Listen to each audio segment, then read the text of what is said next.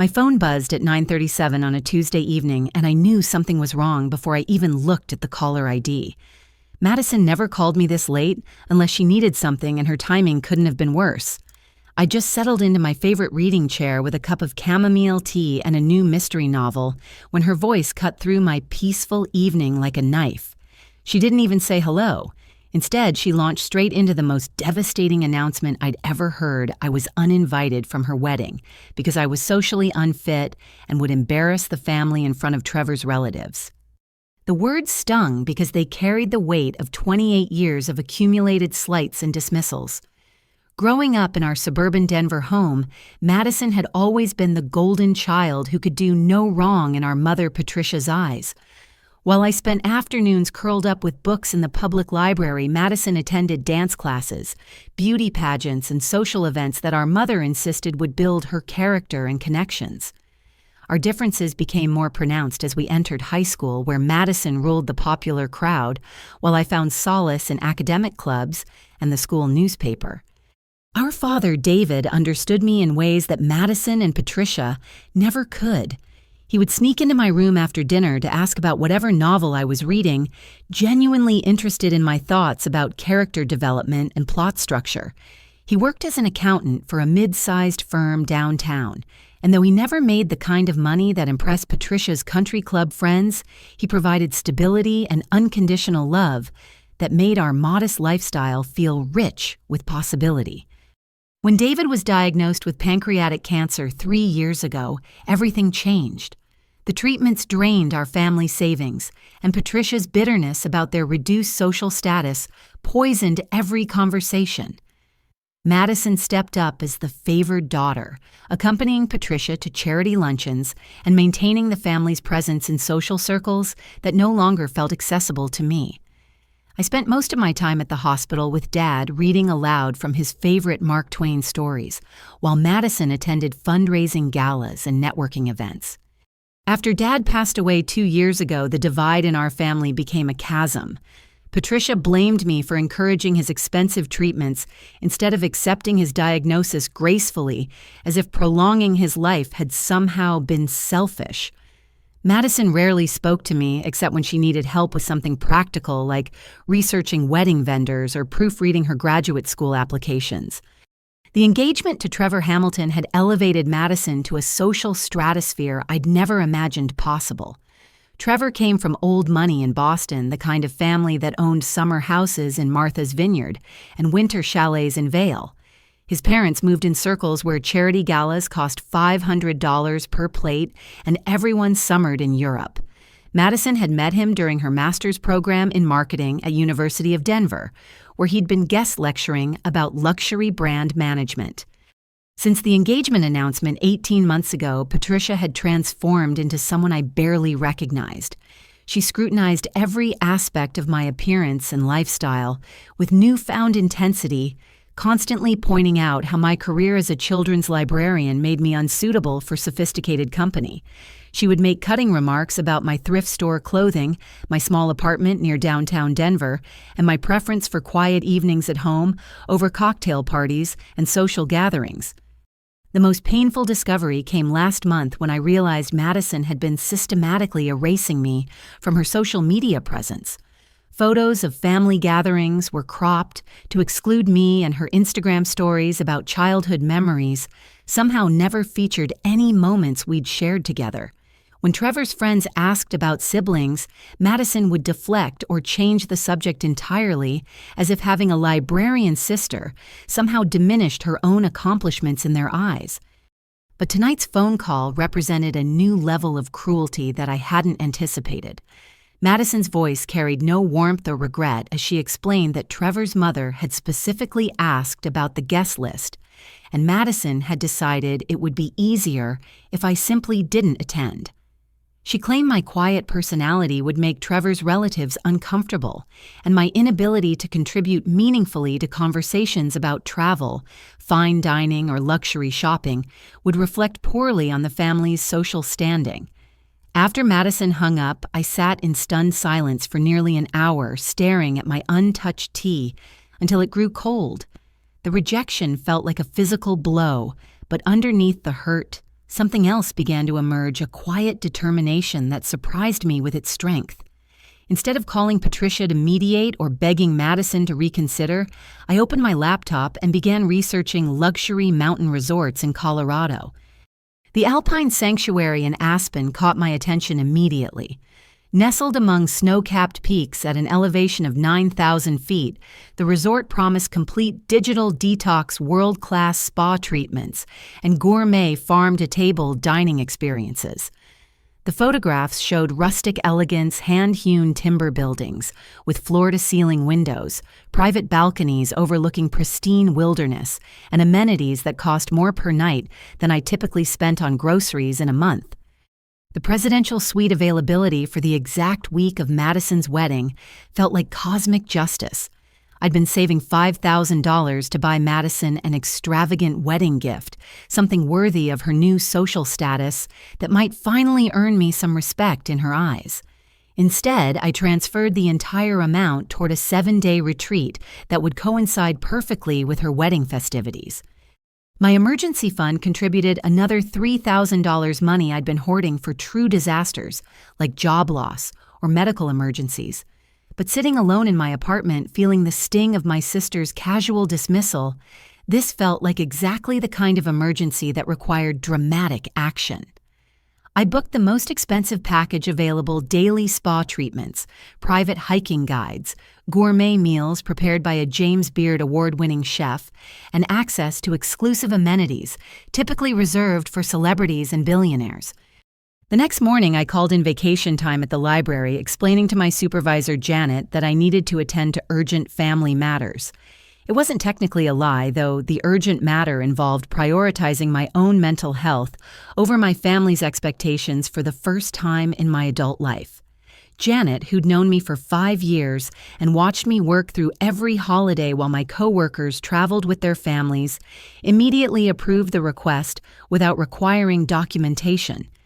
Shopping for appropriate resort wear required stepping far outside my comfort zone. Instead of my usual discount retailers, I visited boutiques in Cherry Creek that catered to women who vacationed in places like Aspen regularly. The saleswoman, a sophisticated blonde named Cordelia, sized up my budget and lifestyle with practiced efficiency before selecting hiking boots that cost more than my monthly car payment and activewear that made me feel like someone entirely different. My best friend Sarah, a pediatric nurse at Denver Children's Hospital, met me for dinner the night before my departure. She listened with growing amazement as I described my plans, occasionally shaking her head in disbelief at my uncharacteristic extravagance. Sarah had watched Madison treat me like an inconvenience for years, and while she supported my decision to prioritize myself, she worried about the financial implications of such an expensive gesture of defiance. We sat in our favorite Thai restaurant sharing pad thai and spring rolls while I confided my deeper motivations. This wasn't just about Madison's wedding or Patricia's approval anymore. I'd spent my entire adult life accepting scraps of affection from family members who seemed embarrassed by my very existence. The resort represented something I'd never allowed myself before: the experience of being valued, pampered, and treated like someone whose comfort and happiness mattered. As I packed my new hiking gear and resort wear, I felt a mixture of anticipation and terror that kept me awake most of the night. The woman staring back at me from the bathroom mirror looked different somehow, as if making this decision had shifted something fundamental in my understanding of my own worth. Tomorrow I would board a first-class flight to Aspen, another extravagance that felt both terrifying and absolutely necessary. The presidential suite booking confirmation arrived in my email at 11:45 that night, complete with a welcome message from the resort concierge asking about dietary restrictions and preferred spa treatments. For the first time since Madison's devastating phone call, I smiled genuinely as I imagined myself soaking in a marble bathtub while my family dealt with wedding chaos without their reliable backup plan. The flight to Aspen unfolded like a dream I'd never dared to imagine for myself. First-class service included warm towels, gourmet meals served on actual china, and a flight attendant named Jessica, who anticipated my every need before I could voice it. As we descended through cloud cover toward the roaring Fork Valley, Snow-capped mountains stretched endlessly in every direction, creating a landscape so breathtaking that I pressed my face against the window, like a child seeing magic for the first time. The Alpine Sanctuary's shuttle service featured a luxury SUV with heated leather seats and a driver named Carlos, who provided fascinating commentary about local wildlife and geological formations during the 40-minute drive from the airport. He pointed out elk grazing near frozen streams and explained how the resort's architects had positioned every building to maximize mountain views while minimizing environmental impact. But nothing Carlos said prepared me for the moment we pulled into the resort's circular driveway. The main lodge rose from the landscape like something from a fairy tale constructed from massive timber beams and native stone that seemed to grow naturally from the mountainside. Floor-to-ceiling windows reflected the afternoon sun off snow-covered peaks, and every architectural detail spoke of understated luxury that whispered, rather than shouted, its exclusivity. Elena Rodriguez, the guest services coordinator, greeted me personally at the reception desk with news that made my knees weak. Due to a last-minute cancellation by a European dignitary, my standard Mountain View room had been upgraded to the presidential suite at no additional charge.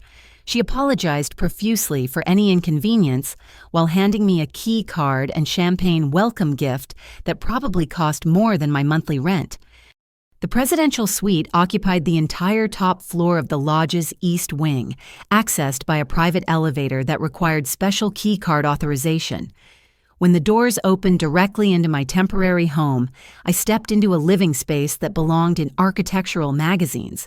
The main room featured a stone fireplace large enough to stand in, surrounded by furniture that managed to be both rustic and incredibly sophisticated. Hand-woven rugs covered wide plank hardwood floors, and every surface displayed art pieces that looked museum-worthy. The master bedroom opened onto a private balcony that jutted out over a cliff face, offering unobstructed views of 3 mountain ranges that stretched to the horizon in layers of blue and purple. The bathroom featured a soaking tub carved from a single piece of Colorado marble, positioned next to windows that could be opened to create an outdoor bathing experience while maintaining complete privacy. But the most luxury element was the silence. After years of living in a downtown apartment where sirens, traffic, and neighbor noise provided constant background soundtrack, the profound quiet of the mountains felt almost spiritual. The only sounds were wind through pine trees and the distant call of hawks circling thermal currents high above the valley floor. Elena had arranged for a welcome basket that included locally sourced honey artisanal chocolates made in nearby Glenwood Springs and a bottle of Colorado wine that had won international awards. She explained the resort's philosophy of digital detox, encouraging guests to store their phones in special lockboxes during meals and activities to maximize their connection with nature and their own inner peace. My first evening began with sunset yoga on the main deck, led by an instructor named Moonbeam, who had trained with masters in India and Thailand. The class attracted an eclectic mix of guests, a tech entrepreneur from Silicon Valley seeking relief from startup stress, a retired judge from Chicago celebrating her 70th birthday, and a famous novelist whose latest book had topped bestseller lists for 6 months. During the session, as we moved through poses while the sun painted the mountains in shades of gold and crimson, I felt my body releasing tension I didn't even realize I'd been carrying. The stress of Madison's rejection, Patricia's constant criticism, and years of feeling invisible in my own family began melting away with each deep breath of pristine mountain air. Dinner in the resort's signature restaurant introduced me to cuisine that elevated local ingredients into art. Chef Antoine Dubois, who had earned 3 Michelin stars in France before relocating to Colorado for the lifestyle, personally presented each course with explanations of the sourcing and preparation techniques. Wild game harvested from the surrounding forests, vegetables grown in the resort's own greenhouses, and wines selected to complement the high-altitude environment created a meal that engaged all my senses. But the most unexpected discovery was how comfortable I felt in conversations with other guests. The retired judge Catherine Walsh had actually been a Broadway actress before pursuing law school in her 40s. She regaled our table with stories of performing Shakespeare while navigating early motherhood, and she seemed genuinely interested when I described my work developing literacy programs for underprivileged children at the library. Dr. Marcus Sterling, the pediatric surgeon from Boston, sat across from me during dessert and asked thoughtful questions about how reading therapy helped children cope with trauma and illness. His questions demonstrated a depth of understanding about child psychology that impressed me, and his easy laughter made the conversation feel natural rather than forced. When he mentioned his family's foundation work in education, I found myself sharing ideas about innovative library programming with an enthusiasm I rarely displayed in social settings. As the evening wound down, I retreated to my suite, feeling more relaxed and confident than I had in months. The marble bathtub beckoned, and I indulged in a long soak with lavender bath salts, while watching stars appear one by one in the crystal-clear mountain sky. For the first time since Madison's phone call, I wasn't thinking about her wedding or my family's dysfunction. Instead, I was fully present in my own experience, savoring luxury that felt earned rather than guilty. Saturday morning dawned clear and crisp with temperatures hovering around 35 degrees and fresh snow dusting the highest peaks. While Madison prepared for her wedding 3 hours away in Denver, I laced up my new hiking boots for a guided mountain climbing experience that would take me to elevations above 11,000 feet. My phone remained locked in the suite's digital detox box, following Elena's suggestion to embrace complete disconnection from outside obligations. The climbing guide Jake Morrison was a former Olympic athlete who had relocated to Colorado after competing in winter sports internationally. He assessed my fitness level with professional expertise before designing a route that would challenge me without overwhelming a beginner. We started on gentle trails through aspen groves where golden leaves still clung to branches. Despite the advancing season, then gradually ascended toward rockier terrain that required actual climbing skills. Jake proved to be an excellent teacher, patiently demonstrating proper techniques for reading rock faces, testing handholds, and maintaining balance on challenging surfaces. As we climbed higher, the physical exertion demanded total focus that left no mental energy for family drama or wedding worries. My world narrowed to the immediate requirements of each movement, finding secure footing, distributing weight properly, and trusting my own strength to carry me upward. The summit offered panoramic views that defied description. Standing on a rocky outcrop with the entire roaring Fork Valley spread below, I felt simultaneously insignificant and powerful. Jake shared energy bars and hot chocolate from his thermos while pointing out distant peaks and explaining how geological forces had shaped this landscape over millions of years. The perspective shift was profound. My family's drama felt microscopic compared to the ancient, enduring beauty surrounding us. Meanwhile, back in Denver, Madison's carefully planned wedding was beginning to unravel in ways that would have been comical if they weren't so devastating. The morning started with minor irritations. The florist delivered arrangements in the wrong shade of pink. The photographer arrived 40 minutes late due to traffic, and Trevor's groomsmen showed up hungover from an impromptu bachelor party extension the night before. But these small problems were nothing compared to what unfolded during the ceremony itself. Trevor's best man, Chandler, had clearly continued drinking after the bachelor party ended. His speech during the reception became an uncomfortable, rambling mess that included inappropriate jokes about Madison's previous relationships and crude observations about marriage that made elderly relatives shift uncomfortably in their seats. The catering situation deteriorated into a full crisis when half the guests began experiencing food poisoning symptoms from improperly stored seafood appetizers. Trevor's mother, already suspicious of Madison's middle-class background, blamed the family for choosing a discount catering service that cut corners on food safety.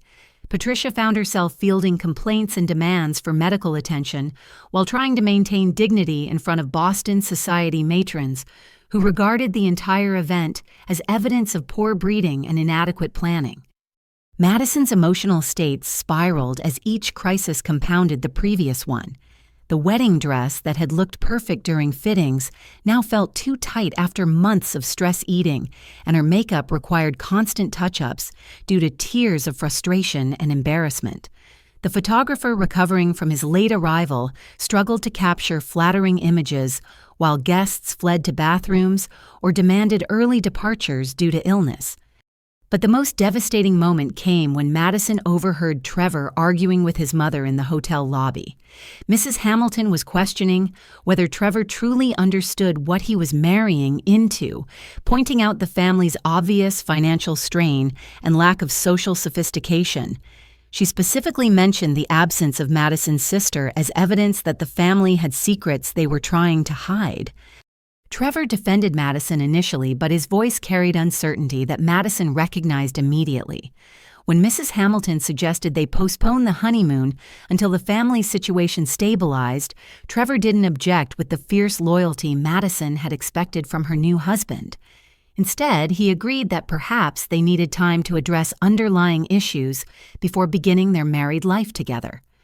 As I descended the mountain trail that afternoon, my legs pleasantly tired from the climbing adventure, Madison was locked in a hotel bathroom, crying while Patricia fielded angry calls from Trevor's relatives, demanding explanations for the disaster. The wedding reception, intended to showcase Madison's successful integration into Boston high society, had instead highlighted every insecurity and class difference that the engagement had temporarily obscured.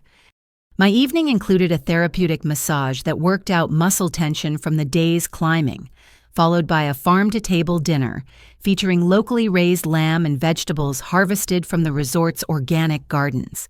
Chef Antoine personally recommended wine pairings that enhanced each course, and I found myself engaged in fascinating conversations about sustainable agriculture with other guests who shared similar interests in environmental responsibility.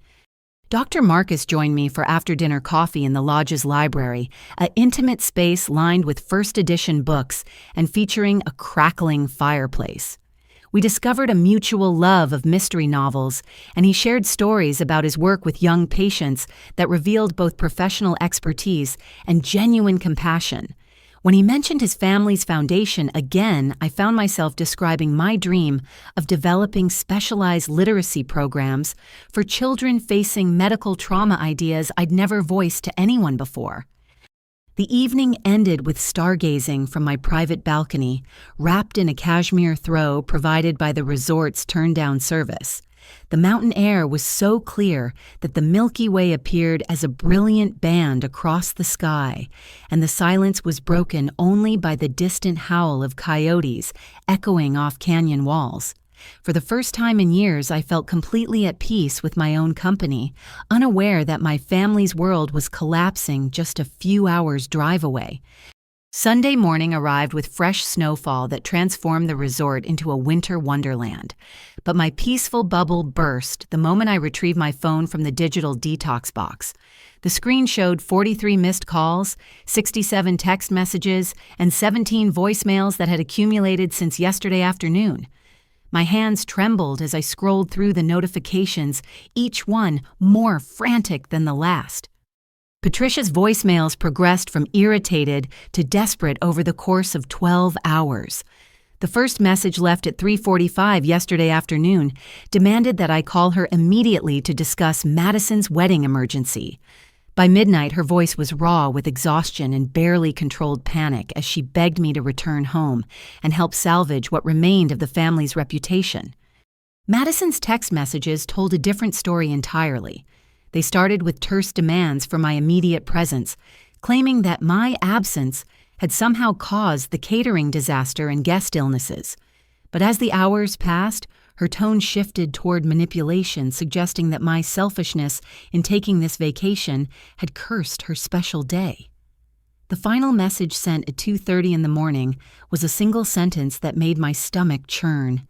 "Dad would be ashamed of how you abandoned me when I needed you most." Even distant relatives had joined the communication assault. Aunt Ruth from Phoenix left a confused voicemail asking why I hadn't attended the wedding, while my second cousin Barry from San Diego sent a text wondering if there had been a family emergency that explained my absence. Clearly, Madison and Patricia had fabricated some story to explain why the bride's only sister hadn't participated in the ceremony. Elena found me sitting in the lodge's breakfast area, staring at my phone with tears streaming down my face. Without asking questions, she gently took the device and set it aside, before signaling the kitchen staff to bring hot coffee and fresh pastries.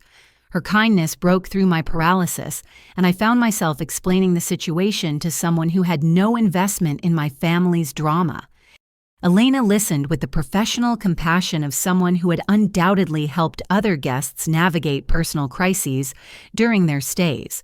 She pointed out that genuine emergencies requiring my immediate presence would have involved hospital visits or legal issues, not wedding reception problems that adults should be capable of handling independently. Her perspective helped me recognize the manipulation tactics I'd been accepting as normal family dynamics for years. The breakfast conversation was interrupted by Dr. Marcus, who noticed my distress and asked Elena's permission to join us. When I explained the barrage of guilt-inducing messages, his expression shifted from concern to barely contained anger. As someone who dealt with actual life-and-death emergencies in his pediatric surgery practice, he found my family's manufactured crisis both manipulative and emotionally abusive. Marcus shared his own experience with family members who had tried to guilt him into abandoning medical school to manage their personal problems. His advice was simple but revolutionary for someone raised to prioritize others' comfort above my own well-being. I had every right to finish my vacation before addressing family drama that had existed long before this weekend and would continue regardless of my immediate response.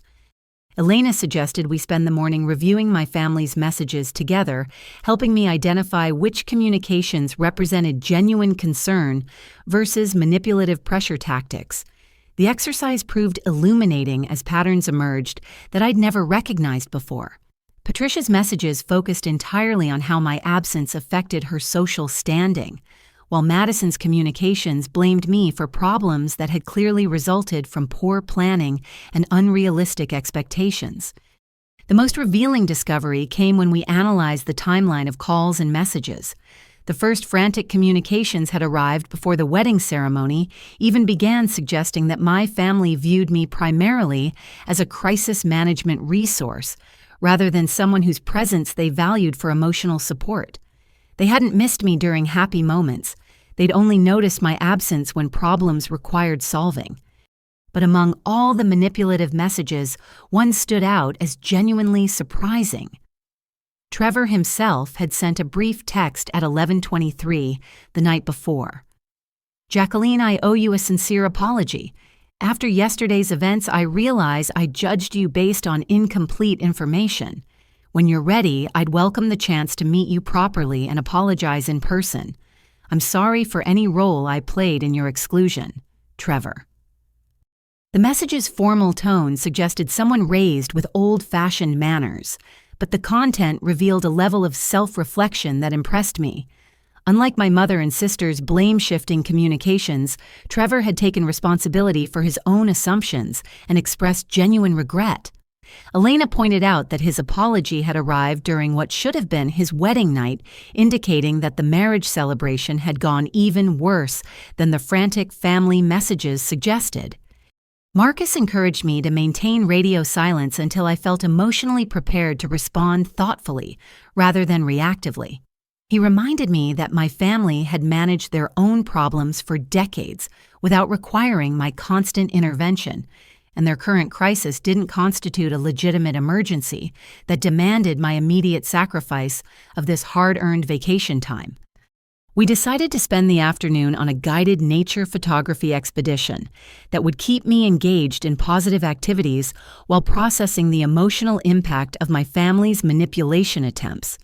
The resort's photography instructor, a National Geographic contributor named Amanda Chen, specialized in helping guests capture the therapeutic beauty of mountain landscapes while learning mindfulness techniques.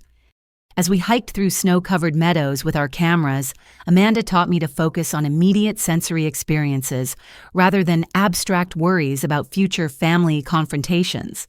The practice of composing shots, adjusting lighting, and capturing perfect moments required total presence that gradually quieted the anxious chatter in my mind about my family's expectations and demands. The afternoon's final surprise came when we returned to the lodge to find Elena waiting with news that would change everything. She had received a call from someone claiming to be my family's representative, demanding information about my reservation and insisting that I be forced to check out immediately due to a fabricated medical emergency.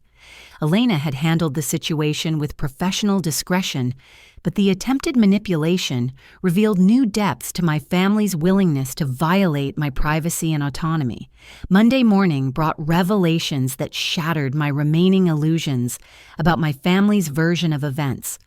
While enjoying breakfast on my private balcony, I received a call from Janet Walsh, my supervisor at the library, who'd been contacted by someone claiming to be my emergency contact. The caller had demanded my exact location and requested that Janet convince me to return home immediately for unspecified family obligations.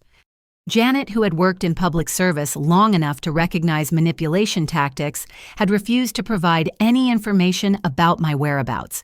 But the incident prompted her to call and warn me that someone was actively trying to track down my location through professional channels. The violation felt like a betrayal that went beyond normal family drama into genuinely disturbing territory. Elena suggested we contact the resort's security team to ensure that no unauthorized individuals could access information about my stay or gain entry to the property. The head of security, a former federal agent named Robert Kim, took the situation seriously and implemented additional privacy protections that made me realize how vulnerable I'd been to my family's increasingly desperate attempts at control. But the real truth began emerging through calls from unexpected sources. Aunt Ruth, my father's sister, who lived in Phoenix, reached out with information that made my blood run cold. She had received a frantic call from Patricia, explaining that I'd suffered a nervous breakdown and disappeared without explanation, leaving my family to wonder if I was safe or contemplating self-harm. Aunt Ruth had known me well enough to recognize this story as complete fabrication, but Patricia's tearful performance had been convincing enough to worry other relatives who didn't interact with me regularly. The realization that my mother was spreading lies about my mental health to manipulate extended family members into pressuring me represented a new low in emotional manipulation. The situation became even more disturbing when my former college roommate, Emma, called from Seattle. She had been contacted through social media by someone claiming to be my sister, asking for help locating me because of concerns about my psychological state. Emma, who had maintained sporadic contact with me over the years, found the outreach suspicious enough to call me directly, rather than providing any information to the supposed family member. During our conversation, Emma revealed details about my family dynamics that she had observed during college, but never discussed. She remembered Patricia's constant criticism during parents' weekends and Madison's tendency to monopolize attention while dismissing my accomplishments. Emma had always wondered why I accepted treatment that she considered emotionally abusive, but she had respected my privacy rather than interfering in family relationships. The most shocking revelation came from an unexpected source, Trevor's college friend James, who had attended the wedding and felt compelled to reach out after witnessing the disaster firsthand. James had obtained my phone number from mutual acquaintances and called to provide an eyewitness account of events that differed dramatically from my family's version. According to James, the wedding had been plagued by problems that had nothing to do with my absence. The catering company had been hired at the last minute after Madison changed vendors 3 times seeking cheaper options. The photographer had been late because Patricia had provided incorrect venue information in an attempt to negotiate lower prices. Most of the guest illnesses resulted from improperly refrigerated seafood that had been sitting in warming trays for hours beyond safe consumption limits. But the most damaging revelation concerned Madison's behavior throughout the reception.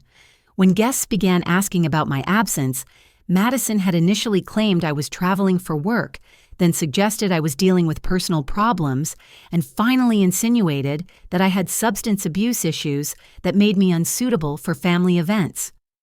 The contradictory explanations had raised questions about our family's honesty and stability.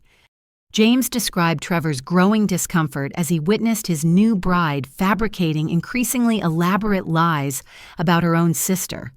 The situation had reached a breaking point when Trevor overheard Madison telling his mother that I was mentally unstable and potentially dangerous, which explained why they kept me isolated from respectable society. Trevor had confronted Madison privately demanding to know the truth about my absence and her willingness to destroy my reputation to cover her own embarrassment. The argument had escalated into their first serious fight as a married couple, with Trevor questioning whether he truly knew the woman he had just promised to spend his life with. The honeymoon had been canceled not because of guest illnesses or catering problems, but because Trevor insisted they needed marriage counseling before traveling together. He had been particularly disturbed by Madison's casual cruelty towards someone who couldn't defend herself, viewing it as a character flaw that raised serious concerns about their future together. James also revealed information about Trevor's family background that explained his shock at Madison's behavior. The Hamiltons, despite their wealth and social status, prided themselves on treating service workers, distant relatives, and social inferiors with dignity and respect. Trevor had been raised to believe that character was demonstrated through kindness to those who couldn't provide any benefit in return. As I processed these revelations while sitting in the resort's meditation garden, I began to understand that my family's frantic communications weren't motivated by love or concern for my well-being. Instead, they were desperate to control the narrative and prevent me from learning the truth about how my absence had exposed their dysfunction to people whose opinions they valued. The afternoon brought another unexpected contact that would prove crucial to my growing understanding of the situation. Dr. Harrison Mills, a family friend who had known my father professionally, called to express condolences for my supposed breakdown and offer professional counseling services. When I explained that I was perfectly fine and enjoying a vacation, Dr. Mills was confused but relieved. During our conversation, Dr. Mills revealed that Patricia had contacted him with concerns about my psychological state, claiming that I had been exhibiting erratic behavior and making threats toward family members. She had requested documentation of my alleged mental health issues for legal purposes, presumably to establish grounds for some kind of intervention or guardianship proceeding. Dr. Mills, who had known me since childhood and understood my father's protective relationship with me, had been suspicious of Patricia's claims, but concerned enough to reach out directly.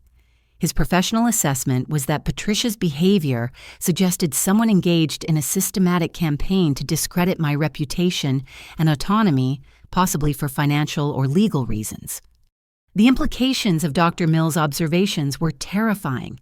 If Patricia was willing to fabricate mental health crises and seek medical documentation of my supposed instability, she might be planning something far more serious than emotional manipulation.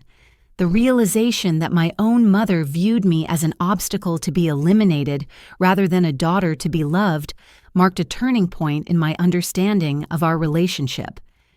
Tuesday afternoon shattered my mountain sanctuary when Elena appeared at my suite door with an expression of barely controlled frustration. Patricia and Madison had arrived at the resort unannounced, demanding immediate access to my room and insisting that I be forced to check out due to a family emergency. They had bypassed normal guest services protocols by claiming they had been sent by my therapist to conduct a psychological intervention for my own safety. Elena had handled the situation with professional grace, explaining that resort policy prohibited unauthorized access to guest quarters regardless of claimed family relationships. She had offered to contact me and arrange a meeting in the lobby if I chose to see them, but Patricia's increasingly aggressive demands and Madison's theatrical sobbing had attracted attention from other guests and required security intervention. I found them waiting in the main lobby, looking completely out of place among the resort's quietly elegant clientele. Patricia wore her most expensive dress and jewelry, but her forced smile couldn't disguise the anger radiating from her rigid posture. Madison had clearly been crying for hours, her makeup streaked and her designer outfit wrinkled from what must have been a frantic, early-morning drive from Denver. The contrast between their agitated energy and the resort's peaceful atmosphere was jarring. Other guests were reading quietly by the fireplace, engaging in soft conversations over afternoon tea, or enjoying the view of snow-capped peaks through floor-to-ceiling windows. Patricia and Madison's dramatic presence felt like a violation of the sanctuary I had created for myself. Patricia launched into her performance before I could even sit down, alternating between tearful appeals about family loyalty and angry accusations about my selfishness. She claimed that my absence from the wedding had ruined Madison's special day and damaged the family's reputation beyond repair. Her voice carried across the lobby despite Elena's gentle requests that she moderate her volume out of consideration for other guests. Madison's approach was more manipulative, focusing on emotional blackmail designed to trigger my lifelong pattern of guilt and accommodation. She described herself as devastated by my abandonment, claiming that she had always looked up to me as her big sister and couldn't understand why I would choose to hurt her so deliberately. Her performance was skillful, drawing on years of experience, manipulating my protective instincts. But something fundamental had shifted during my days at the resort. The luxury treatment, meaningful conversations with interesting people, and complete absence of family drama had reminded me what it felt like to be valued and respected. Patricia's familiar guilt tactics and Madison's crocodile tears no longer triggered my automatic compliance response. Instead, I found myself observing their behavior with the detached curiosity of an anthropologist studying a foreign culture. Patricia's anger seemed disproportionate to the supposed crisis, while Madison's grief appeared performative rather than genuine. They were following scripts that had worked effectively for years, but they hadn't anticipated encountering a version of me that refused to play my assigned role. The situation escalated when Patricia noticed other guests watching our interaction with obvious disapproval. The resort attracted sophisticated clientele who valued discretion and good manners, and Patricia's loud demands for my compliance were clearly violating unspoken social codes. Her embarrassment at being perceived as low class by the very type of people she aspired to impress only increased her desperation to reassert control over the situation. Madison attempted to salvage their intervention by shifting tactics toward fake concern for my mental health. She suggested that my decision to spend thousands of dollars on a luxury vacation represented evidence of psychological instability that required professional intervention. Her implication that I was incapable of making rational financial decisions felt particularly insulting, coming from someone whose wedding had been funded by money stolen from my inheritance. Elena watched the confrontation from the concierge desk, ready to intervene if their behavior became disruptive enough to require removal from the property. Other staff members positioned themselves strategically around the lobby, their professional training evident in their ability to monitor the situation while maintaining normal operations for other guests. The turning point came when Patricia demanded to know how I could afford such an expensive vacation on a librarian's salary, insinuating that I must be engaged in some kind of financial impropriety. Her accusation revealed the depth of her ignorance about my actual life and financial management, but it also demonstrated her willingness to publicly question my integrity to gain leverage in the argument. Dr. Marcus appeared unexpectedly, having returned from a morning hiking expedition, just as Patricia's voice reached its highest volume.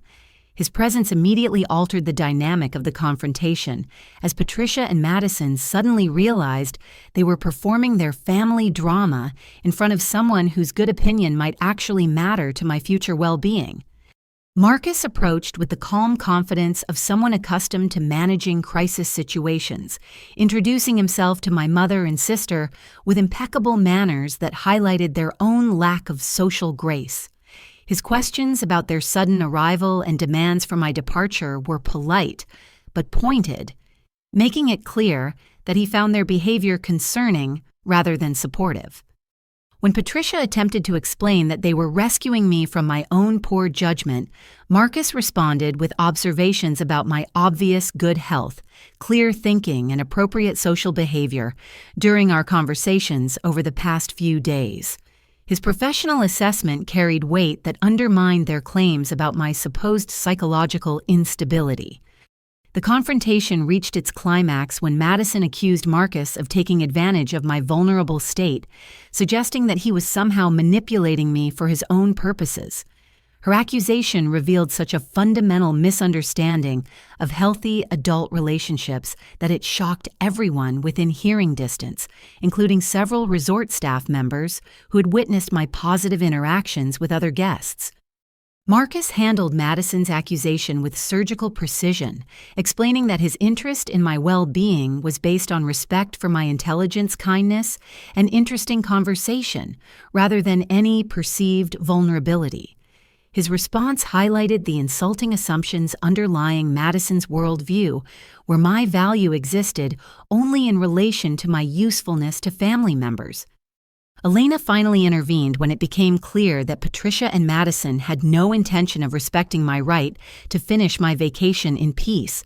She explained that their continued presence was disturbing other guests and violated the resort's policies regarding harassment of registered visitors.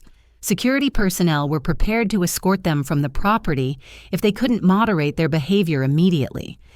The ultimate humiliation for Patricia came when Elena quietly mentioned that several other guests had expressed concern about the family emergency that seemed to involve wealthy strangers verbally attacking an obviously well-adjusted young woman. The implication that sophisticated observers had judged the situation and found Patricia and Madison's behavior inappropriate rather than justified left them speechless for the first time since their arrival. The moment Patricia and Madison realized that their usual manipulation tactics were failing spectacularly in front of witnesses whose opinions mattered, something shifted in the lobby's atmosphere. I could see the calculation in Patricia's eyes as she recognized that continuing their aggressive approach would only further damage their credibility with the type of people she desperately wanted to impress. Marcus positioned himself slightly behind my chair, not protectively but supportively, his presence serving as a reminder that I had allies who valued my well-being above family politics. Elena remained at the concierge desk monitoring the situation with professional discretion, while other staff members continued serving guests who were obviously curious about the unfolding drama. For the first time in my adult life, I held the power in a family confrontation. Patricia and Madison needed something from me, but I was under no obligation to provide it. The luxury resort setting emphasized my independence and autonomy, while their desperate drive from Denver highlighted their lack of control over my choices and decisions. I decided to address their accusations directly, speaking in the calm, measured tone I used when helping upset library patrons resolve research problems. My voice carried clearly across the elegant lobby as I systematically dismantled their version of events, citing specific examples of their dishonesty and manipulation that had become obvious once I gained perspective from physical and emotional distance. Patricia's face went white when I described her fabricated stories about my mental health crisis, particularly her attempts to convince relatives and professional contacts that I was psychologically unstable and potentially dangerous. The realization that I knew about her deception campaign clearly terrified her, suggesting that she had committed to lies that could have serious legal and social consequences. Madison's reaction was more complex, cycling between defensive anger and genuine shame as I recounted her systematic erasure of me from her social media presence and public narratives. When I mentioned her willingness to invent substance abuse problems and mental health issues to explain my absence to wedding guests, she seemed to recognize the cruelty of her behavior for the first time. But the most devastating moment came when I addressed their financial motivations directly. Speaking clearly enough for nearby guests to hear, I explained how Patricia had been intercepting birthday and holiday cards intended for me, including ones containing money from relatives who assumed I was receiving their gifts and good wishes. The accusation hung in the air like smoke from an extinguished fire, impossible to ignore or dismiss. Patricia's attempts to deny the charge fell flat when I mentioned specific amounts and occasions that I couldn't have known about unless I had evidence of her theft. Madison's horrified expression suggested that she was learning about this betrayal for the first time.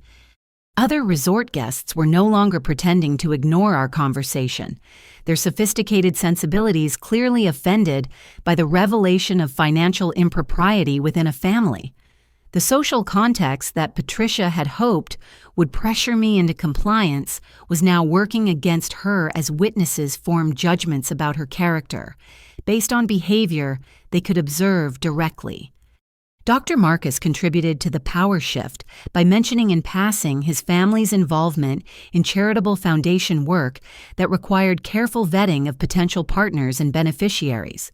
His casual reference to background investigation procedures sent a clear message that Patricia's behavior was being evaluated by people with resources and connections she couldn't control or manipulate.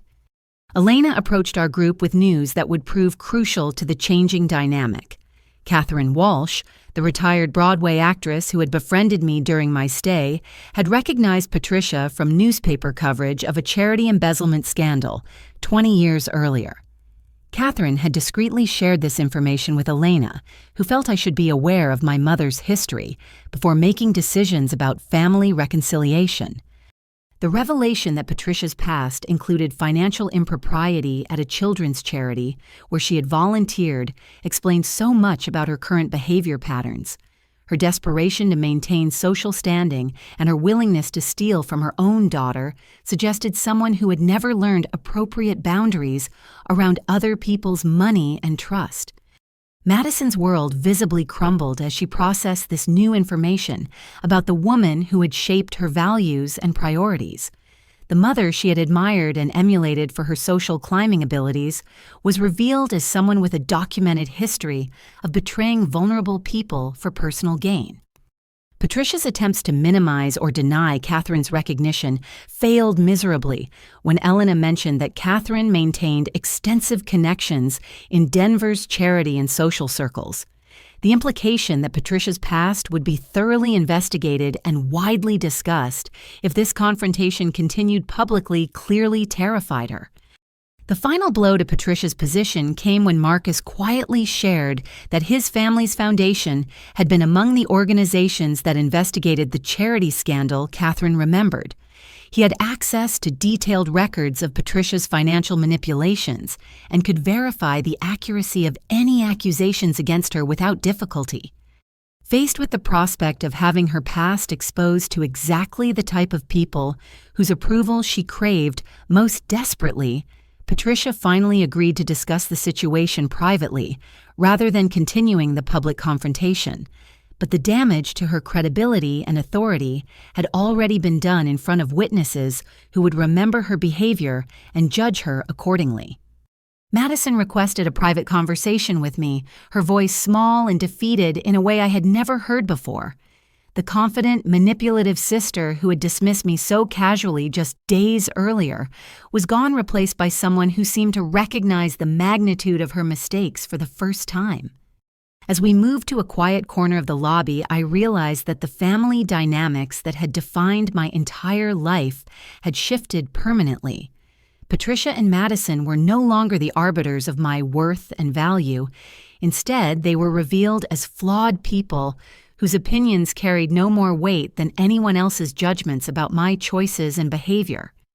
The conversation that followed would determine whether any relationship between us could be salvaged, but for the first time in my adult life, I held the power to set the terms and conditions of my family's access to my time, energy, and forgiveness.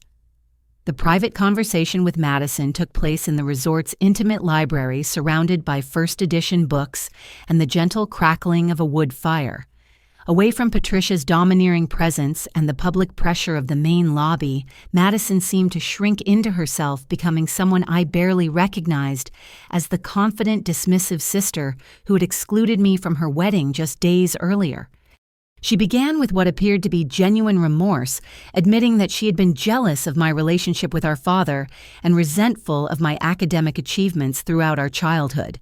The confession surprised me because I had always assumed Madison preferred Patricia's attention and approval over Dad's quieter affection. Learning that she had envied our shared love of books and intellectual conversations revealed depths to her insecurity that I had never suspected. But Madison's most devastating admission concerned the financial pressure she had been under since Trevor's engagement announcement. His family's wealth and social expectations had terrified her into accumulating massive credit card debt while trying to fit into their lifestyle. Designer clothing, expensive social events, beauty treatments, and wedding planning costs had created financial obligations that far exceeded her marketing job salary. Patricia had enabled Madison's overspending by providing access to money that I now realized must have come from my intercepted cards and manipulated inheritance funds. The revelation that my own savings had been funding Madison's attempt to buy acceptance from Trevor's family added another layer of betrayal that was almost too painful to process fully.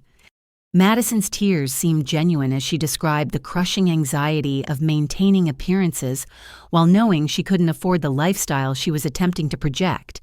Every social event with Trevor's friends had been an exercise in terror, wondering if someone would ask questions she couldn't answer or notice details that revealed her actual financial situation.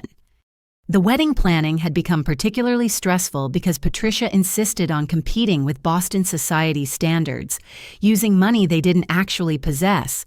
The catering changes, venue modifications, and last-minute vendor switches had all been motivated by financial constraints that Madison was too proud to admit to Trevor or his family. But the most shocking revelation concerned Trevor's growing awareness of the deception. He had begun asking uncomfortable questions about wedding expenses, family financial situations, and Madison's evasiveness about her background months before the ceremony. His questions had triggered panic attacks that Madison had hidden by blaming stress on normal wedding planning pressures. Madison admitted that excluding me from the wedding had been motivated by fear that my presence would expose the family's true financial and social status. She had convinced herself that my librarian career, modest apartment, and simple lifestyle would embarrass her in front of Trevor's sophisticated relatives. The irony that her own behavior had been far more embarrassing than my honest authenticity seemed to be dawning on her for the first time. Catherine Walsh's recognition of Patricia had triggered a crisis that went far beyond wedding day disasters. Trevor had been quietly investigating our family's background through private channels available to wealthy Boston families, and Patricia's history of charity embezzlement had already been discovered and verified through multiple sources. Madison revealed that Trevor's mother had confronted her privately about Patricia's past, demanding explanations for why Madison had never mentioned her mother's criminal history. The conversation had been devastating because Madison genuinely hadn't known about the charity scandal, having been too young at the time to understand the significance of Patricia's sudden departure from volunteer activities. Mrs. Hamilton's investigation had also uncovered inconsistencies in the stories Madison had told about our family structure and relationships. The absence of photos, including me, the vague explanations about my absence from family events, and Madison's inability to discuss normal sibling interactions had raised red flags about possible family dysfunction or hidden problems. Trevor's decision to postpone their honeymoon hadn't been motivated by wedding day disasters, but by his discovery of Madison's systematic dishonesty about fundamental aspects of her identity and family background. He had told Madison that he couldn't build a marriage on lies and needed time to determine whether she was capable of the honesty and integrity his family considered essential character traits. The marriage counseling sessions had become exercises in revealing deception after deception, from financial irresponsibility to family relationship manipulation to outright lies about my mental health and character. Trevor's trust in Madison had been shattered not by any single revelation, but by the cumulative weight of discovering that nearly everything she had told him about herself was either false or misleading.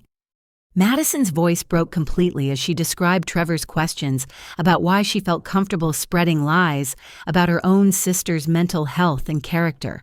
He'd been particularly disturbed by her willingness to destroy my reputation to cover her own embarrassment, viewing it as evidence of moral bankruptcy that raised serious questions about her fitness as a potential mother to his children.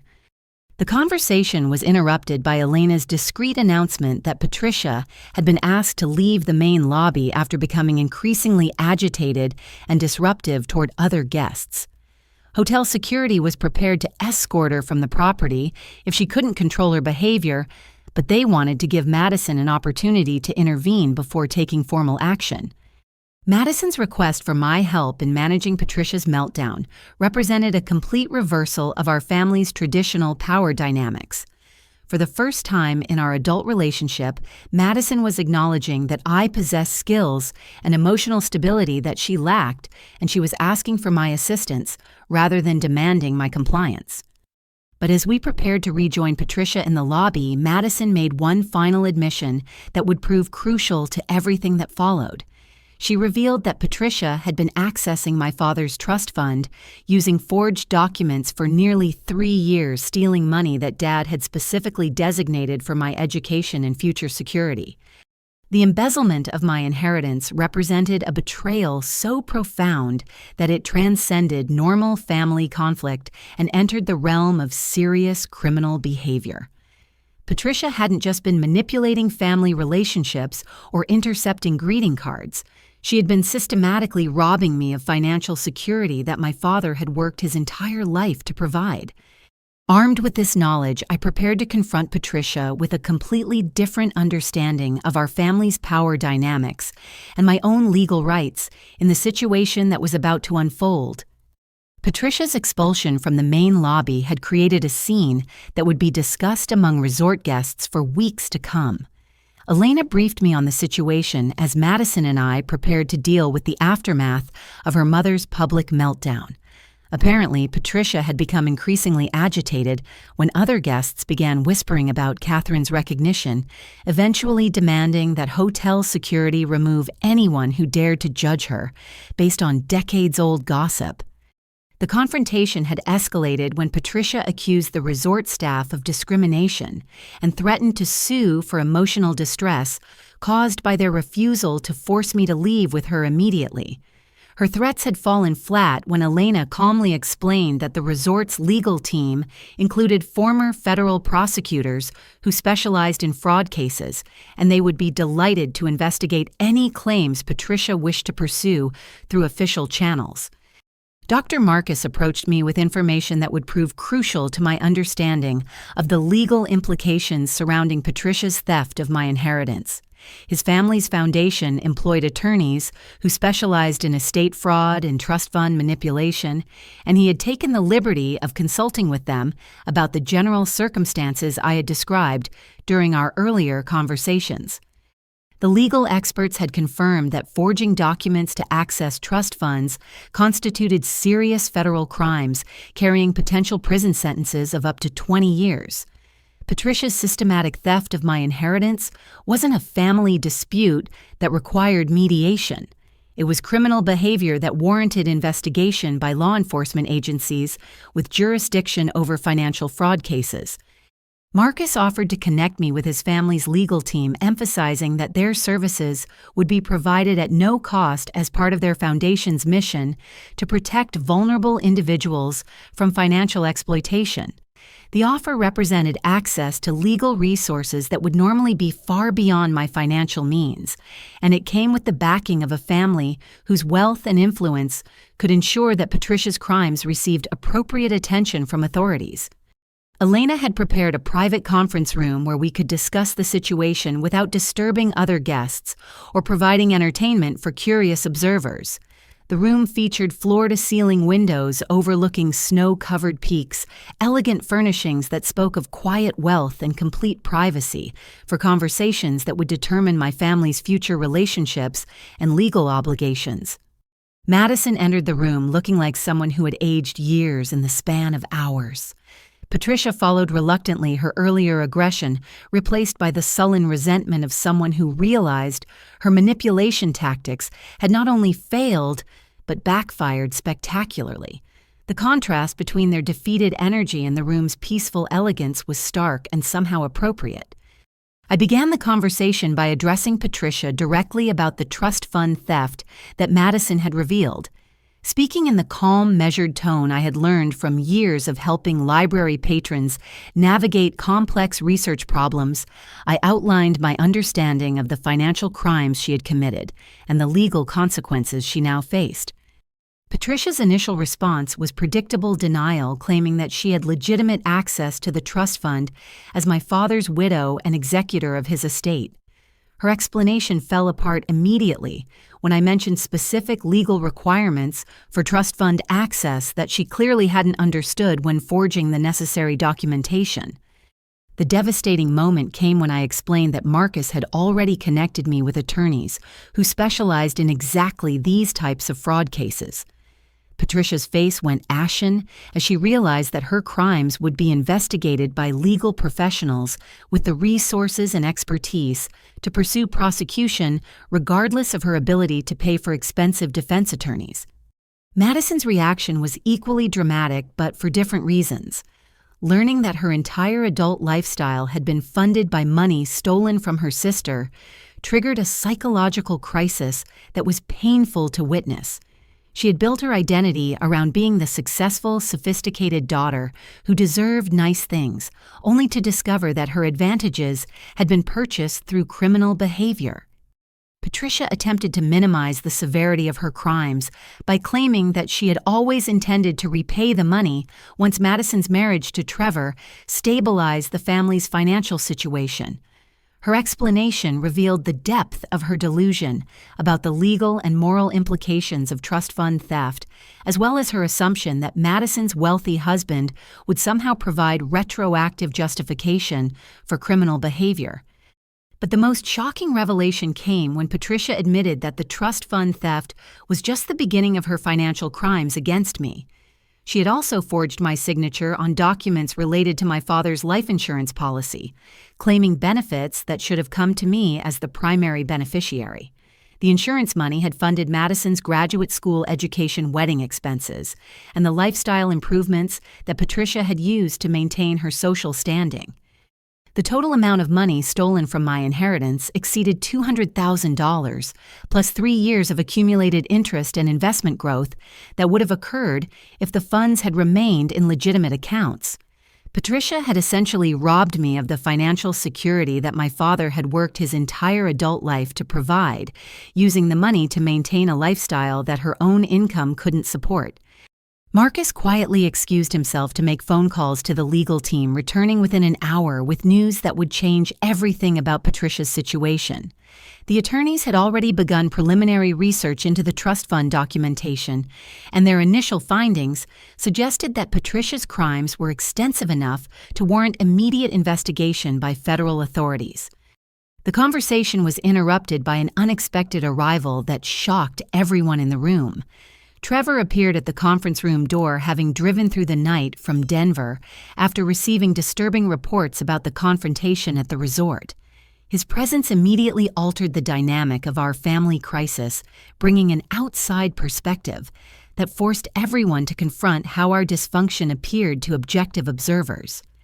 Trevor's first action was to approach me directly with an apology that demonstrated the kind of character and integrity that Madison had been trying to fake throughout their relationship. He acknowledged that he had judged me based on incomplete and deliberately misleading information provided by Madison and Patricia, and he expressed genuine regret for his role in my exclusion from their wedding. But Trevor's most significant contribution to the conversation was his revelation that his family had been conducting their own investigation into Patricia's background since the wedding disaster. The Hamilton family's private investigators had uncovered extensive evidence of Patricia's financial crimes, including documentation that could be used to support criminal prosecution. Trevor explained that his family took reputation and character seriously enough to thoroughly vet anyone who married into their circle. Patricia's history of charity embezzlement combined with her recent theft of trust fund money had raised red flags that prompted professional investigation by people with resources and connections far beyond what our family could access or resist. The most devastating blow to Patricia's position came when Trevor quietly mentioned that his family's attorneys had already contacted federal authorities about potential fraud cases involving my inheritance. The investigation was proceeding regardless of my personal decisions about prosecution, because the Hamilton family refused to be associated with criminal financial behavior through marriage connections.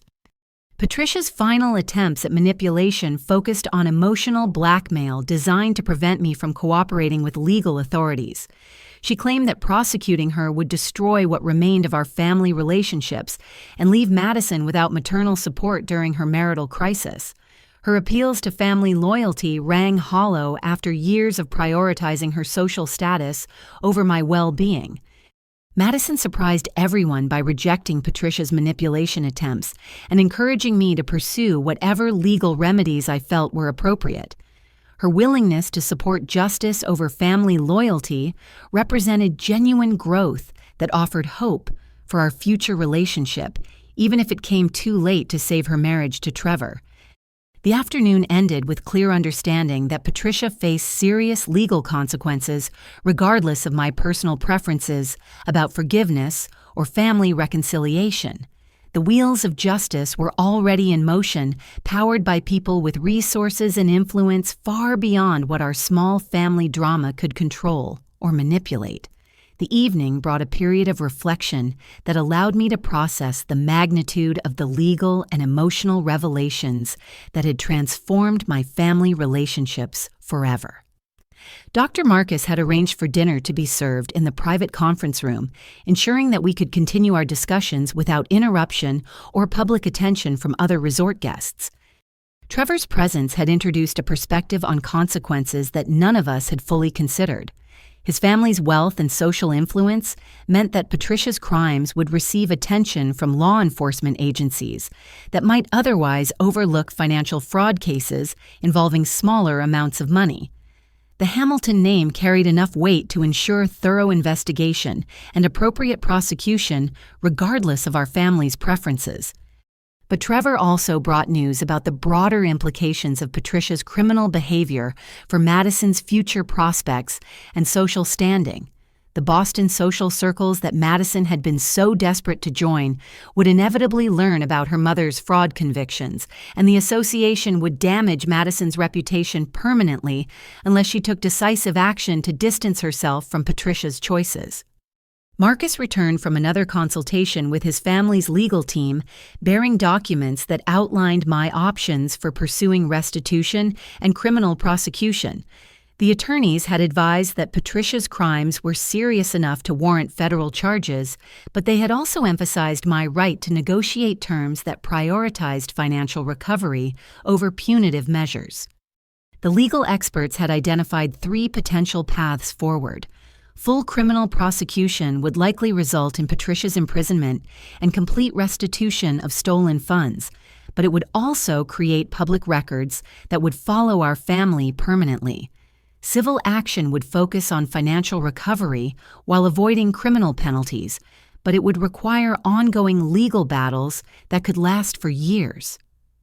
The third option involved negotiated settlement that would provide immediate restitution in exchange for my agreement not to pursue criminal charges.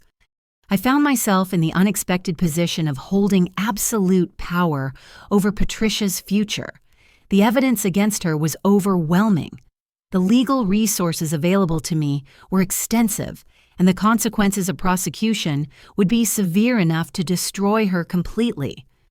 For someone who had spent decades accepting emotional crumbs from family members who treated me as an inconvenience, the reversal of power dynamics was almost intoxicating. Trevor shared additional information about how Patricia's crimes had affected Madison's marriage prospects beyond the immediate wedding disasters. His mother had been questioning not just Madison's honesty about family background, but her fundamental fitness as a potential Hamilton family member. The systematic deception and financial fraud raised concerns about inherited character flaws that could affect future generations. But Trevor also revealed that his feelings for Madison were complicated by recognition that she had been raised by someone who modeled manipulation, dishonesty, and financial irresponsibility as normal family behavior. He wondered whether Madison was capable of genuine change or whether her patterns of deception were too deeply ingrained to overcome through counseling and good intentions. Madison's response to Trevor's concerns demonstrated growth that surprised everyone in the room. Instead of defensive justifications or emotional manipulation, she acknowledged that her behavior had been unacceptable and expressed understanding for his family's concerns about her character and trustworthiness. Her willingness to take responsibility without making excuses represented genuine progress toward becoming someone worthy of respect.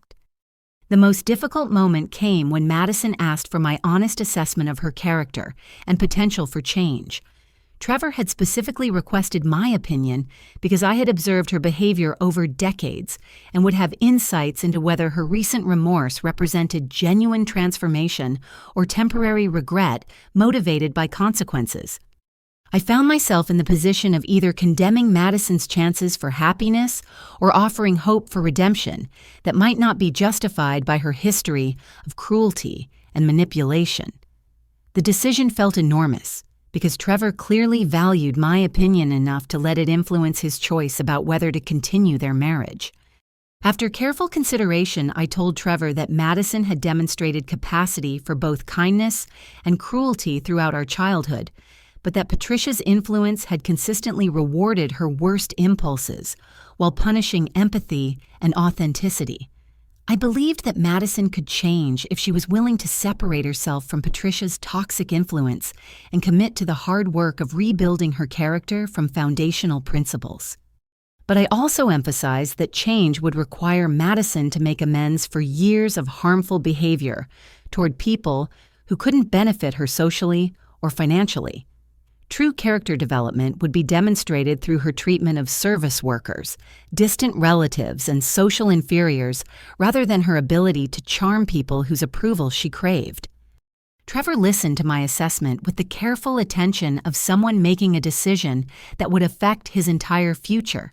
He asked follow-up questions about specific examples of Madison's capacity for growth and her willingness to prioritize integrity over social advancement. His questions revealed someone who took character seriously enough to base major life decisions on careful evaluation of moral foundations. The conversation was interrupted by Patricia's attempt to negotiate privately with me about the terms of potential settlement agreements. She had apparently spent the afternoon researching the legal consequences she faced and realized that criminal prosecution would result in imprisonment that could last for decades, given her advanced age and poor health. Patricia's settlement offer involved full restitution of stolen funds, plus interest-written acknowledgement of her crimes and public apology to family members who'd been deceived by her lies about my character and mental health. In exchange, she requested my agreement not to pursue criminal charges that would result in imprisonment and permanent destruction of what remained of her social standing. The offer represented everything I could have hoped to achieve through legal action, but it also carried the moral weight of allowing someone who had committed serious crimes to escape the consequences that would typically apply to such behavior. Patricia was essentially asking me to prioritize family relationships over justice, the same pattern of enabling that had allowed her crimes to continue for years. Marcus advised me to consider the broader implications of my decision for other potential victims of similar crimes. Allowing Patricia to escape criminal prosecution might encourage other people to commit trust fund fraud if they believed that family pressure could prevent appropriate consequences. The precedent I set could affect how similar cases were handled in the future. The evening ended with my announcement that I needed time to consider Patricia's settlement offer before making decisions that would affect everyone's future. But I also made clear that any agreement would require Patricia to accept full responsibility for her crimes and their impact on our family relationships without attempts to minimize or justify her behavior. The decision about Patricia's settlement offer required careful consideration of factors that extended far beyond my personal desire for justice or family harmony. Dr. Marcus had arranged for me to speak directly with his family's attorneys via video conference, allowing me to understand the full implications of each potential choice without the pressure of family members advocating for their preferred outcomes. The legal experts explained that white-collar crimes like trust fund fraud typically resulted in prison sentences because financial exploitation of family members represented particularly serious violations of trust that deserved strong deterrent punishment. However, they also acknowledged that prosecution consumed enormous amounts of time, energy, and emotional resources that could be directed toward more positive purposes if restitution was achievable through alternative means. The attorneys advised that my age and financial situation made immediate restitution more valuable than the satisfaction of seeing Patricia imprisoned for crimes that had already been committed and couldn't be undone through punishment. They emphasized that criminal prosecution would provide public vindication, but wouldn't necessarily serve my long-term interests in building financial security and moving forward with my life. After extensive consultation and careful consideration of all factors involved, I decided to accept Patricia's settlement offer with modifications that would ensure accountability while allowing our family to begin healing from decades of toxic dysfunction. The terms I negotiated were designed to provide justice without vengeance, consequences without destruction. Patricia would provide full restitution of the $215,000 she had stolen from my trust fund and insurance benefits, plus accumulated interest and penalties that brought the total to nearly $300,000. She would also pay for all legal fees associated with investigating her crimes and negotiating the settlement agreement. But financial restitution was only part of the accountability I required. Patricia would provide written acknowledgement of her crimes and their impact on our family, including specific admission that she had deliberately stolen money intended to provide for my future security. The document would serve as legal protection against future attempts to minimize or deny her criminal behavior. Patricia would also be required to contact every family member and family friend who had been told lies about my character, mental health, or reasons for missing Madison's wedding. She would provide full correction of these false narratives, along with apology for any distress or confusion her deception had caused among people who cared about my well-being. The settlement included provisions for ongoing accountability that would prevent Patricia from returning to her previous patterns of manipulation and financial irresponsibility. She would be required to attend weekly therapy sessions with a counselor who specialized in financial crimes and personality disorders, and she would provide quarterly reports on her progress toward developing appropriate boundaries and ethical behavior.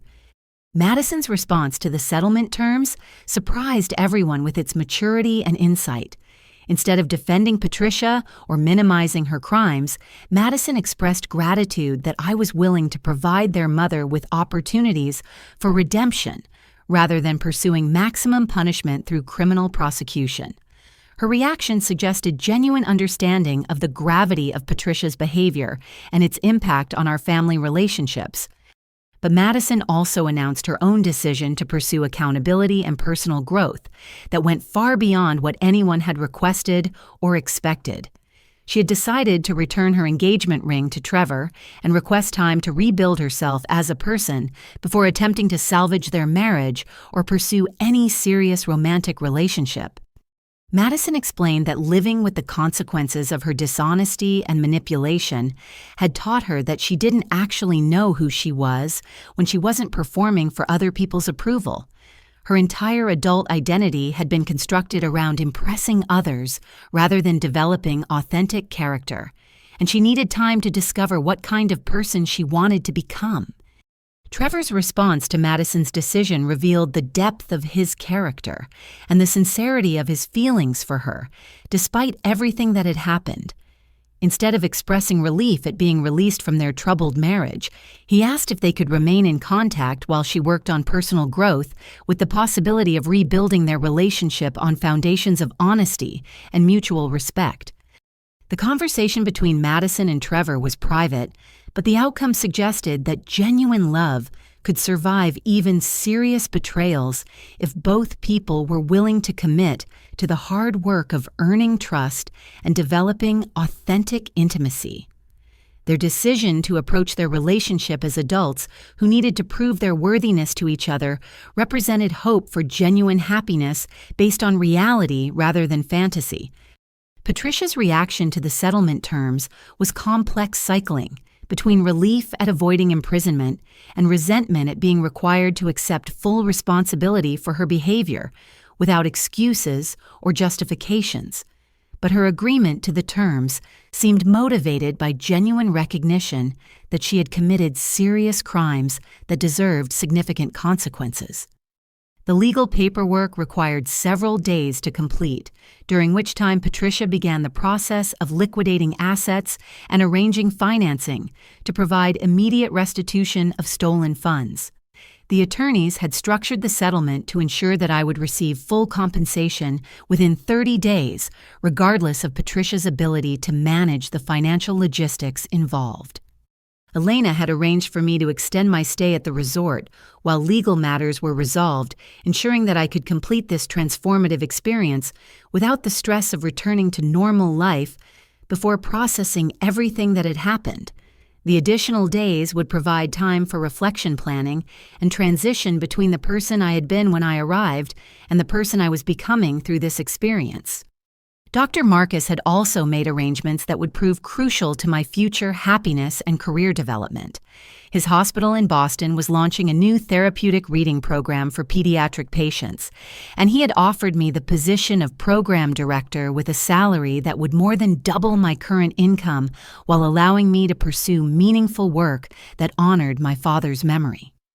The offer represented far more than professional advancement. It was an invitation to build a new life surrounded by people who valued my intelligence, compassion, and authentic personality.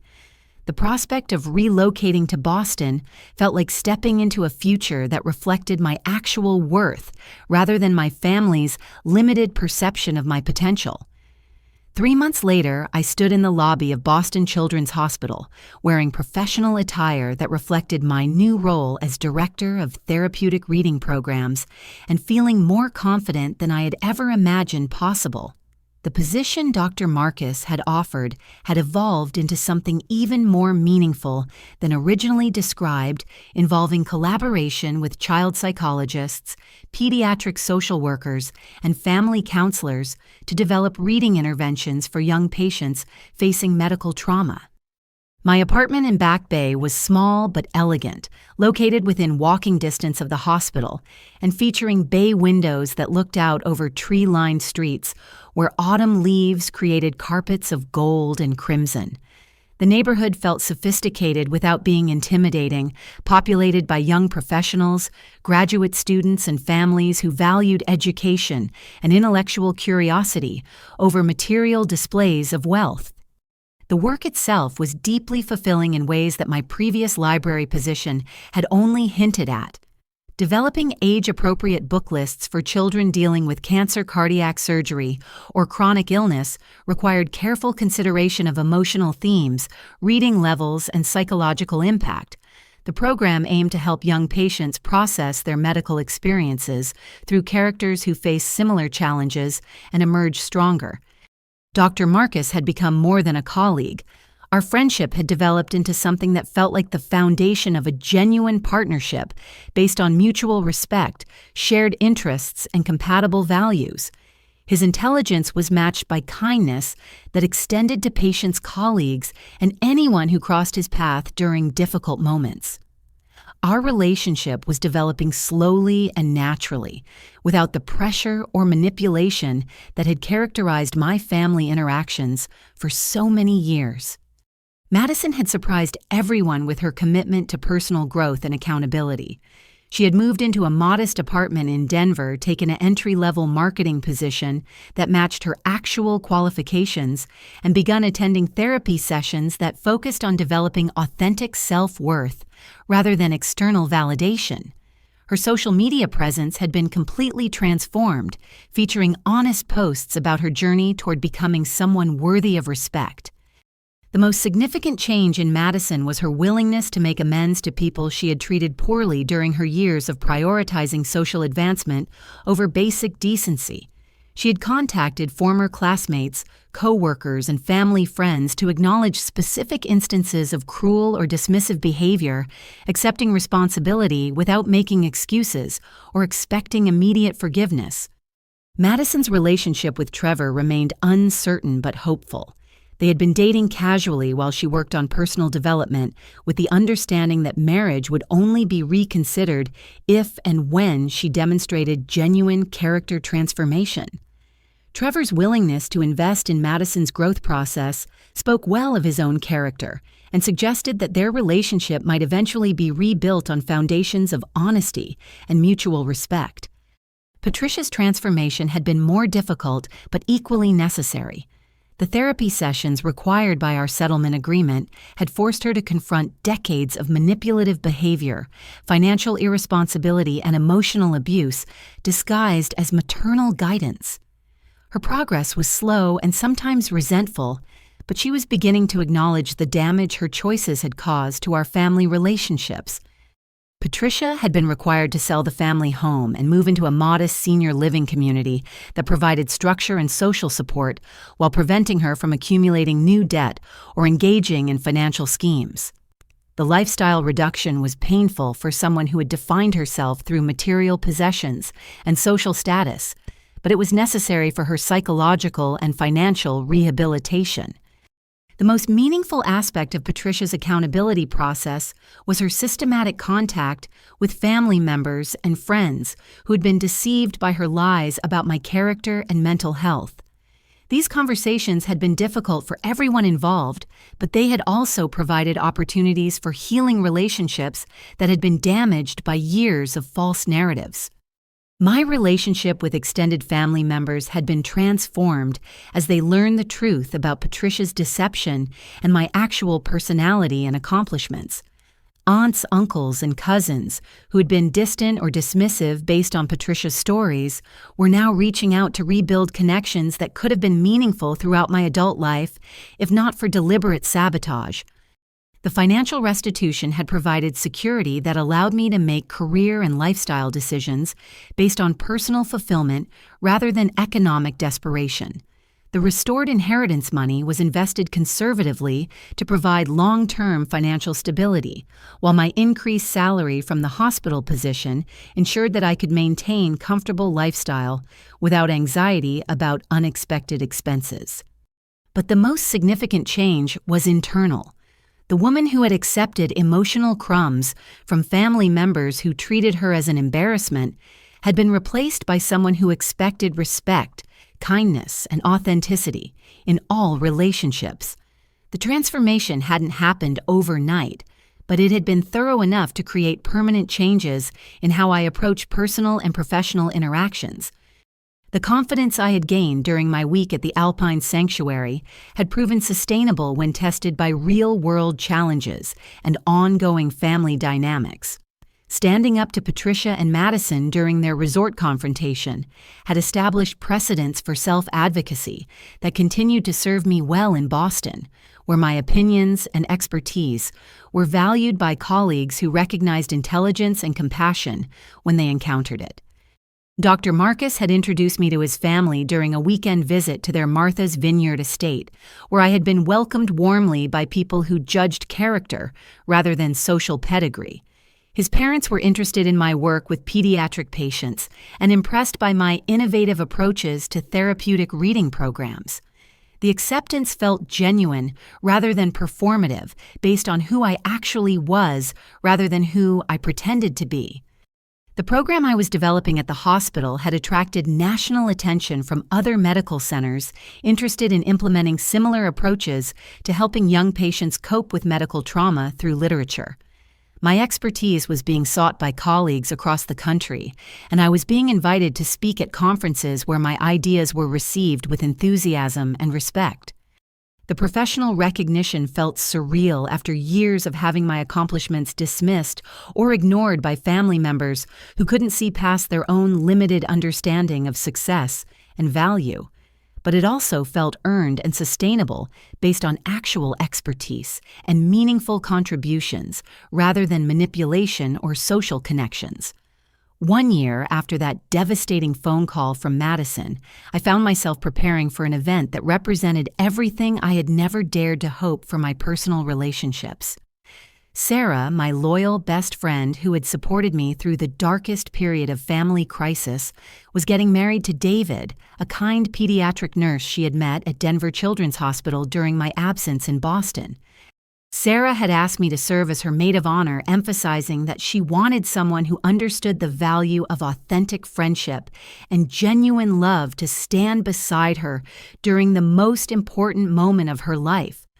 The contrast with Madison's wedding, where I had been excluded for failing to meet arbitrary social standards, highlighted how dramatically my understanding of relationships had evolved.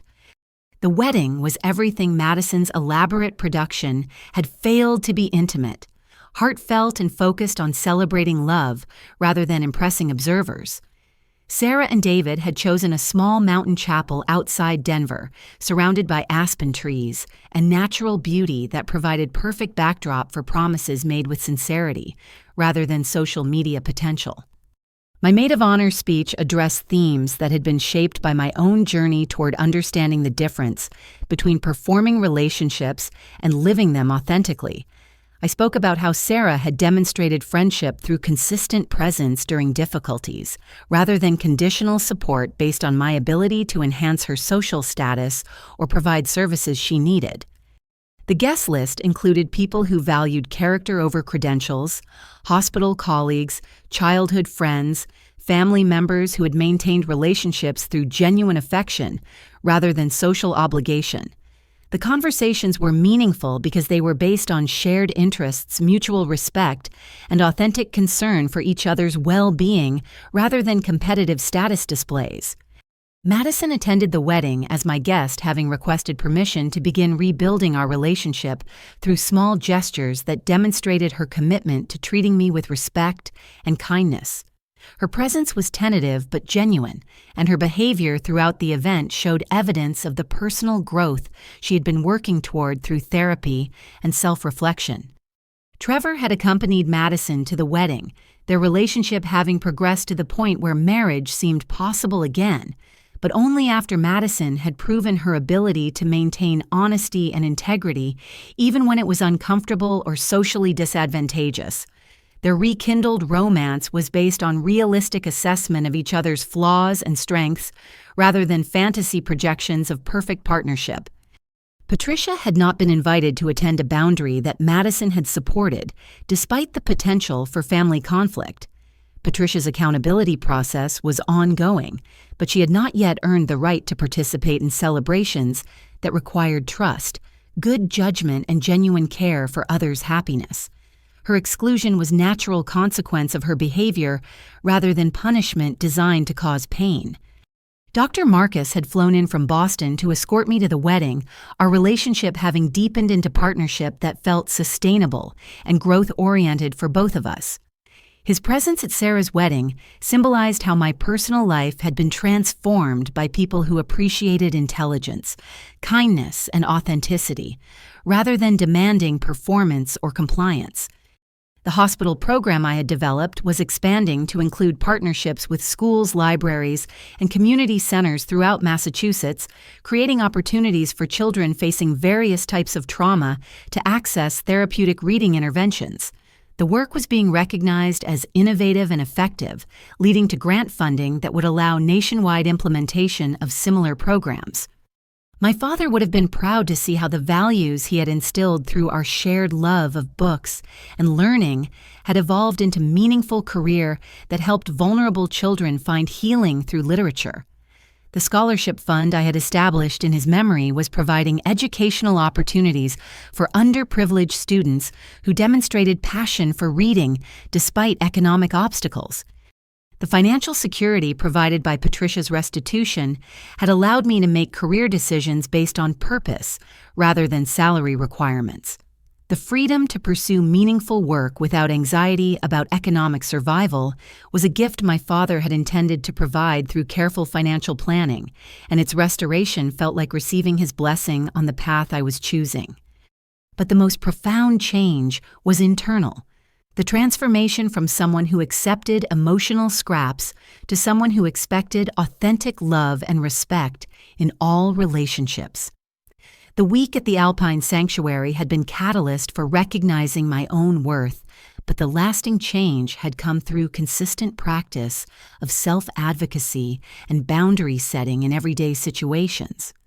Standing in that mountain chapel, watching Sarah promise to love David with the same authenticity she had shown in our friendship, I realized that being excluded from Madison's wedding had been the beginning of my real life, rather than rejection that confirmed my worthlessness. Sometimes the most painful experiences redirect us toward our true destiny by forcing us to recognize patterns that we had been accepting as normal. The dancing at Sarah's reception was joyful rather than performative, with guests celebrating love that felt genuine and sustainable rather than trying to impress each other with sophisticated moves or expensive clothing. Marcus and I moved together naturally, our partnership based on compatibility rather than conquest respect, rather than rescue fantasies. Madison approached me during the reception to express gratitude for my willingness to give her opportunities to prove her growth rather than writing her off as permanently unredeemable. Her acknowledgement of my forgiveness felt earned rather than entitled, based on changed behavior rather than family obligation or guilt manipulation. The evening ended with quiet conversations among friends who had chosen each other based on affection and shared values rather than social advantage or family connection. The contrast with the networking atmosphere that had characterized Madison's wedding highlighted how much my understanding of relationships had matured through experiencing genuine acceptance and respect. As I write this story from my sunlit Boston apartment, 2 years have passed since that devastating phone call that excluded me from Madison's wedding. The woman who once accepted emotional crumbs from family members who treated her as an embarrassment has been replaced by someone who builds relationships based on mutual respect, genuine affection, and shared values rather than desperate need for approval. The therapeutic reading program I developed has been implemented in over 50 hospitals nationwide, helping thousands of children process medical trauma through carefully selected literature that validates their experiences and offers hope for healing. My expertise is now sought by colleagues across the country, and I regularly speak at conferences where my innovations in bibliotherapy are received with enthusiasm and professional respect. Dr. Marcus and I were married 6 months ago in a ceremony that celebrated authenticity over appearances surrounded by people who value character over credentials. Our wedding was intimate and meaningful, focused on promises made with sincerity rather than social media potential. The contrast with Madison's original wedding disaster highlighted how dramatically different my life had become when guided by genuine values rather than fear of rejection. Madison and Trevor remarried 8 months after their original ceremony, having rebuilt their relationship on foundations of honesty, mutual respect, and realistic assessment of each other's flaws and strengths. Madison's commitment to personal growth had proven genuine and sustainable, evidenced by her willingness to maintain integrity even when it was uncomfortable or socially disadvantageous. Patricia's transformation has been slower but equally significant. The therapy required by our settlement agreement has helped her recognize decades of manipulative behavior and begin developing appropriate boundaries with family members. Her progress is measured not by dramatic revelations, but by consistent small choices to prioritize honesty and consideration over social advancement and personal advantage. The family gatherings we now share are smaller, but infinitely healthier, built on authentic relationships rather than performative dynamics designed to impress observers or maintain false narratives. Patricia, Madison, and I have learned to interact as adults who respect each other's autonomy rather than players in toxic dramas that require victims and perpetrators.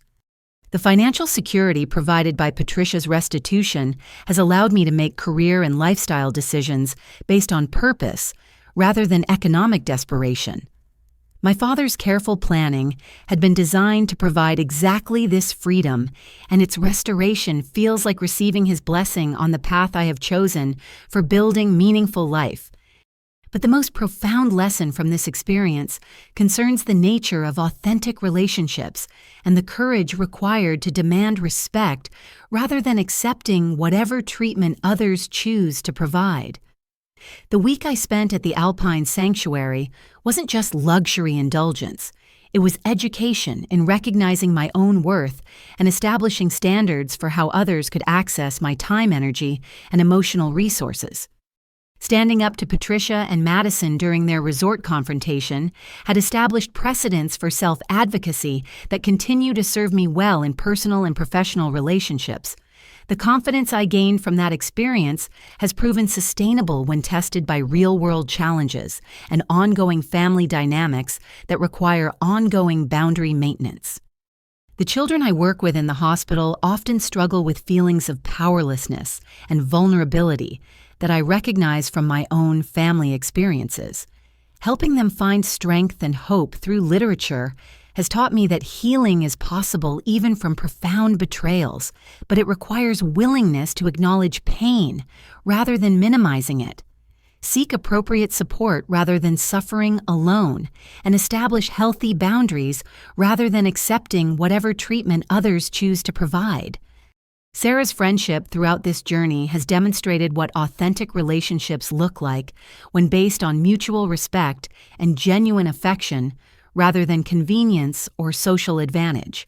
Her loyalty during my darkest period and celebration of my growth and success have provided a model for the kinds of connections that nourish rather than drain emotional resources.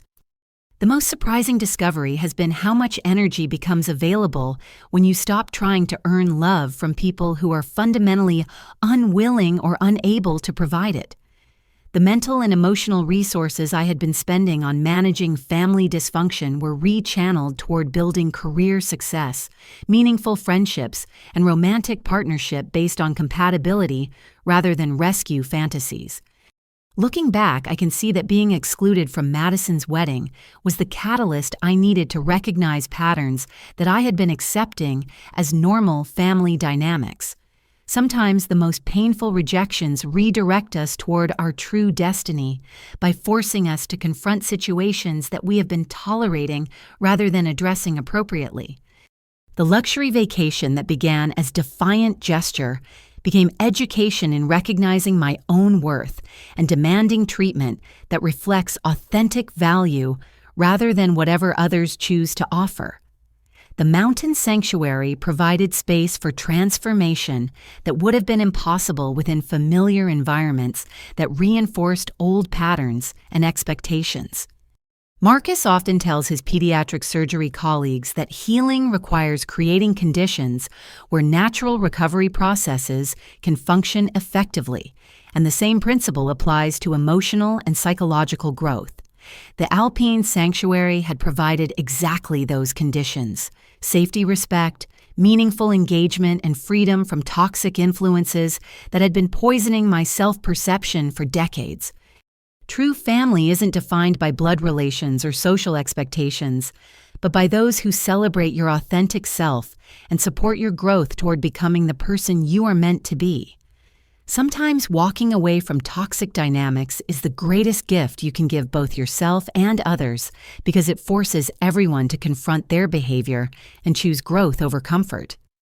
The standards I learned to establish and maintain during that transformative week have guided every relationship decision since then, from professional collaborations to romantic partnership to ongoing family interactions.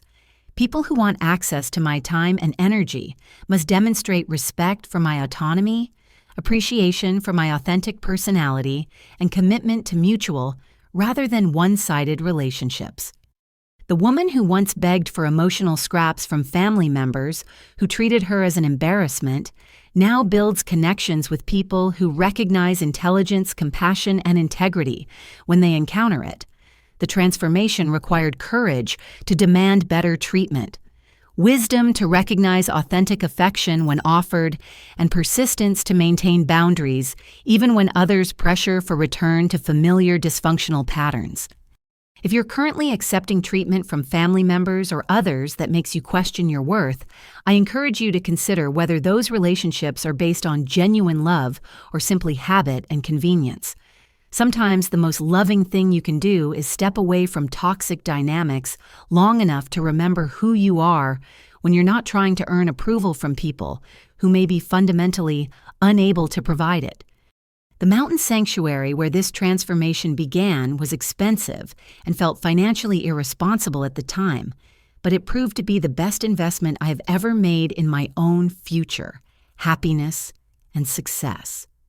Sometimes we have to spend money we don't think we can afford to create experiences that remind us of our actual worth and potential. What experiences in your own life have forced you to recognize your worth and demand better treatment from others? Have you ever had to walk away from family dynamics that were toxic, even when it felt scary or guilt-inducing?